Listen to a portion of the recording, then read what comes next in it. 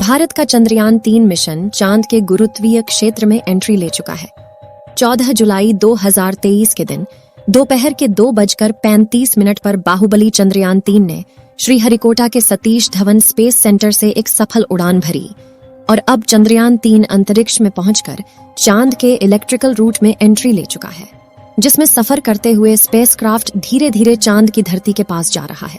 लेकिन अब इसका आगे का सफर इतना आसान नहीं होने वाला और इस सफर में सबसे मुश्किल है इसका आखिरी पड़ाव, जिसमें यह 23 अगस्त के दिन चांद के दक्षिणी ध्रुव पर सॉफ्ट लैंडिंग करने की कोशिश करेगा। और इसी प्रयास में साल 2019 में चंद्रयान-2 का मिशन असफल हुआ था। तो अब सवाल आता है कि आखिर क्यों चांद पर जाना इतना भयानक है? और नासा के वैज्ञानिकों ने चांद पर ऐसा क्या देखा कि 70 दशक में चांद पर जीत हासिल करने वाले नासा ने अचानक से अपने सारे मून मिशन बंद कर दिए। इस वीडियो में हम चांद से जुड़ी इन्हीं रहस्यमयी बातों से पर्दा उठाएंगे। साथ ही आपको चंद्रयान-3 के बारे में भी कुछ नया और अनोखा बताएंगे, तो वीडियो को पूरा देखिएगा।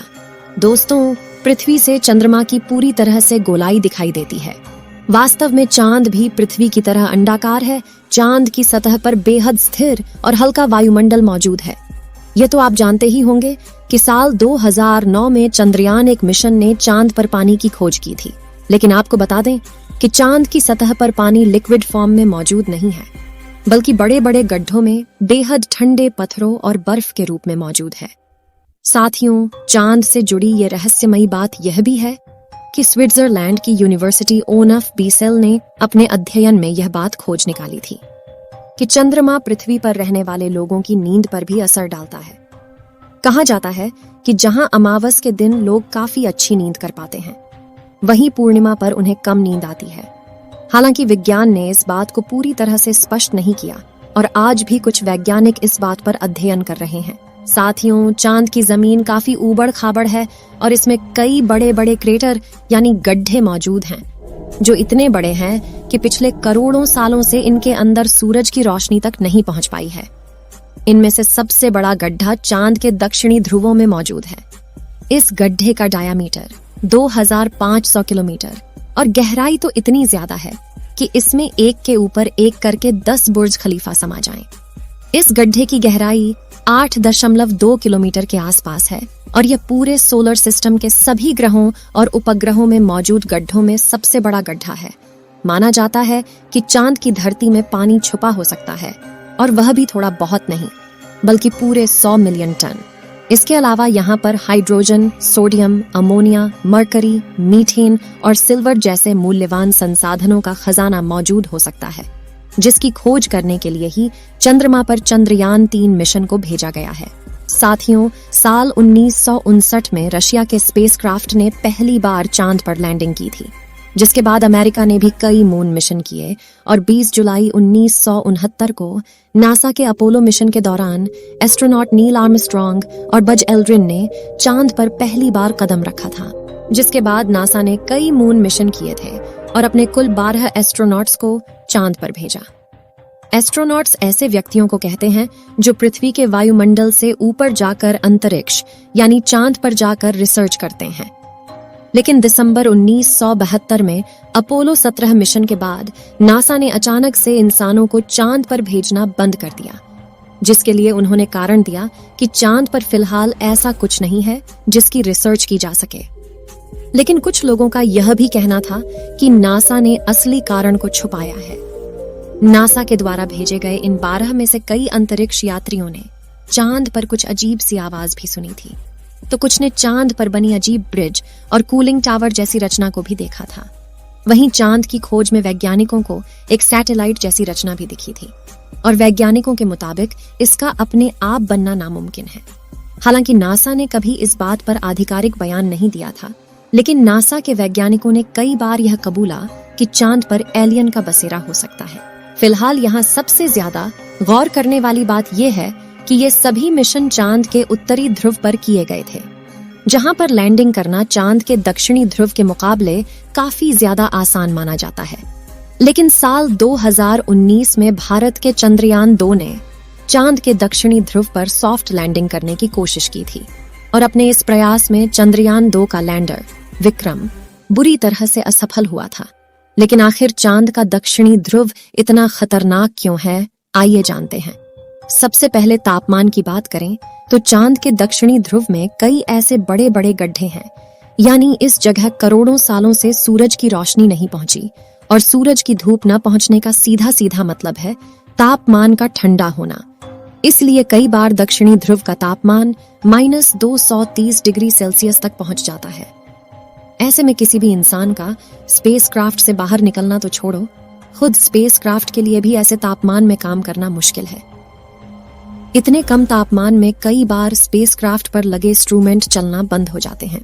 यहाँ सूरज की रोशनी न पड़ने की वजह से चांद के दक्षिणी ध्रुव के कई हिस्सों में काफी ज्यादा अंधेरा है, जिस वजह से चांद की ऑर्बिट में घूम रहे नासा, रशिया और चीन के ऑर्बिटल भी वहां के काफी हिस्सों को ठीक से नहीं देख पाए। यानी कि उन हिस्सों में क्या हो सकता है यह किसी को नहीं पता। ऐसे में वहां जाना सबसे बड़ी चुनौती है। इसके अलावा चांद के दक्षिणी ध्रुव की जमीन उत्तरी ध्रुव से ज्यादा ऊबड़ खाबड़ है।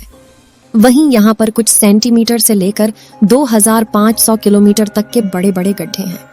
आपको बता दें कि इसरो के मुताबिक धरती से चांद की दूरी करीब 3,84,400 किलोमीटर है।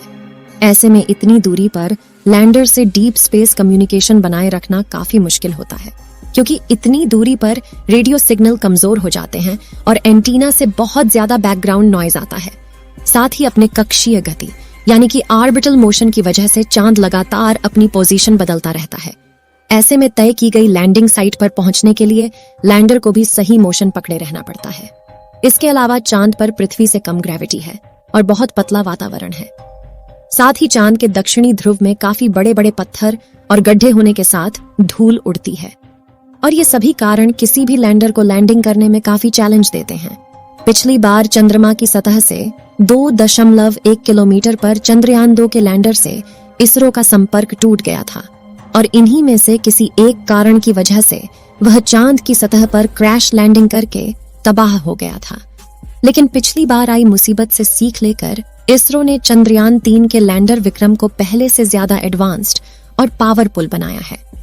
जैसे कि चंद्रयान 2 के विक्रम लैंडर में 5 थ्रस्टर्स थे, लेकिन चारों तरफ सही संतुलन बनाए रखने के लिए चंद्रयान 3 के लैंडर में बड़े और एडवांस 4 थ्रस्टर्स लगाए गए हैं। इसके अलावा इस बार के विक्रम लैंडर में लेग्स को बड़ा और मजबूत कर दिया गया है। साथ ही इसकी फ्यूल स्टोरेज कैपेसिटी को भी बढ़ाया गया है। वहीं उसमें लगे कम्युनिकेशन डिवाइस भी एडवांस तकनीक का इस्तेमाल कर रहे हैं, जिससे इस बार लैंडर इसरो से संपर्क न तोड़े। और सबसे जरूरी बात कि सॉफ्ट लैंडिंग सीक्वेंस को भी काफी हद तक सुधार दिया गया है। इन सभी बदलावों से चंद्रयान 3 के लैंडर को चांद की सतह पर सॉफ्ट लैंडिंग करने में आसानी होगी। साथ ही उन सभी बदलावों को टेस्ट करने के लिए सिमुलेशन चलाकर विक्रम लैंडर की हजारों बार टेस्टिंग की गई है, जिसमें ठंडे तापमान में उपकरण चल रहे हैं कि नहीं, उनकी जांच करना, लैंडर के पैरों की मजबूती टेस्ट करना, कम ग्रेविटी में थ्रस्टर्स टेस्ट करना, ऊबड़ खाबड़ सतह पर लैंड करवाना, ये सभी शामिल है। और इसकी लैंडिंग साइट यानी चंद्रमा की धरती पर उतारने की जगह इसको भी पहले से ज्यादा बढ़ाकर 4x2.4 किलोमीटर की लोकेशन चुना गया है। और यदि सब कुछ प्लानिंग के मुताबिक रहा तो 23 अगस्त के दिन विक्रम लैंडर को चांद की सतह पर लैंड करवा दिया जाएगा। अगर चंद्रयान 3 ने सफलतापूर्वक लैंडिंग कर ली तो भारत पहला देश होगा जिसने इतनी भयानक जगह पर लैंडिंग करवाई है। चंद्रयान 3 के सफल होने की दुआएं आप कमेंट बॉक्स में करते रहें। चलिए दोस्तों, इस वीडियो को यहीं पर खत्म करते हैं। इस वीडियो को एक लाइक जरूर करें और अपने मित्रों तक इस वीडियो को शेयर करें ताकि उन्हें भी जानकारी मिल सके। और अपने भरोसेमंद चैनल को सब्सक्राइब जरूर करें और बेल आइकन को ऑल पर सिलेक्ट करना बिल्कुल ना भूलें। मिलते हैं किसी और नॉलेजेबल वीडियो के साथ। वीडियो को अंत तक देखने के लिए धन्यवाद।